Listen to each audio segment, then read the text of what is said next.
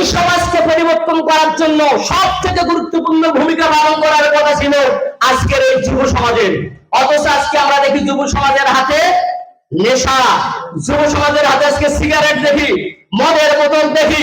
যুব সমাজই আজকে সমাজকে ধ্বংসের দিকে নিয়ে যাচ্ছে।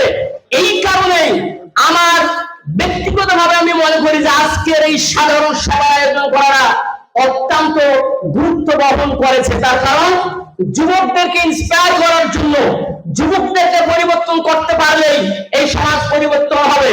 আমরা পৃথিবীর আবহমান কাল থেকে দেখে এসেছি ঐতিহাসিক বদর যুদ্ধ দেখেন, সেখানে যারা অংশগ্রহণ করেছিল বদরের যুদ্ধে, বদরের যুদ্ধে মুসলমানদের বিজয় হয় নাই, কথা কয় না, বিজয় হয় নাই। বদরের যুদ্ধে মুসলিমদের বিজয় হয়েছিল এবং সেই যুদ্ধে যুবকদের পার্সেন্টেজ যেটা ছিল 70% যুবক ছিল। কত পার্সেন্ট? 70% যুবক ছিল। তার মানে ঐতিহাসিক বদরেও যুবকদের ভূমিকা ছিল অগ্রণী এবং যুবকদের ভূমিকাই ছিল সবথেকে গুরুত্বপূর্ণ। আপনি ঐতিহাসিক বদরের কথা বাদ দেন, 71-এ বাংলাদেশ যখন স্বাধীন হয়েছে, এই স্বাধীনতায় যারা রক্ত নিয়েছে সবথেকে গুরুত্বপূর্ণ ভূমিকা যারা পালন করেছে তারা ছিল যুবক। এই 24-এর যে নতুন বাংলাদেশ পেয়েছি সেখানে যারা সবচেয়ে অগ্রণী ভূমিকা পালন করেছে তারা কারা ছিল? কারা ছিল? তারাও ছিল যুবক। কাজে এই সমাজকে পরিবর্তন করার জন্য সবথেকে গুরুত্বপূর্ণ ভূমিকা পালন করতে হবে আজকের যুব সমাজকে।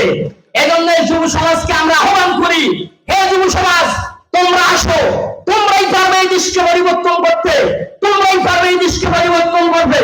এই মাইক্রোফোন দিয়ে বড় বড় কথা বলা যায়, কিন্তু বাস্তবে মাঠে নেমে কাজ করা এটা মুরব্বীদের দ্বারা সম্ভব হতে পারে না। এই পরিবর্তন আনার জন্য সবচেয়ে ভূমিকা একমাত্র যুবকদেরকে রাখতে হবে। এজন্য আমরা আহ্বান করি, হে যুবক, তোমরা ওই মদের বোতল, ওই নেশা বাজে কাজ ছেড়ে দিয়ে ইসলামের ছায়াতলে এসে কোরআনকে বুকে নিয়ে আর একবার নারায়ে তাকবীর আল্লাহু আকবার হুঙ্কার দিয়ে বাংলাদেশকে পরিবর্তন করে গোটা পৃথিবীতে ইসলামের পতাকা ফসফস করে উড়িয়ে নেওয়ার জন্য তোমাদের ভূমিকার বিকল্প আর কিছু হতে পারে না। কাজে আসুন আমরা ইসলামকে অন্তরে লালন করি, কোরআনকে বুকে ধারণ করে ইসলামকে আমরা সারা পৃথিবীতে কোরআনের আলো, কোরআনের পতাকা উড্ডীন করে দেই। এই আহ্বান জানিয়ে আমি আমার সংক্ষিপ্ত আলোচনা এখানে শেষ করছি। আসসালামু আলাইকুম ওয়া রাহমাতুল্লাহ।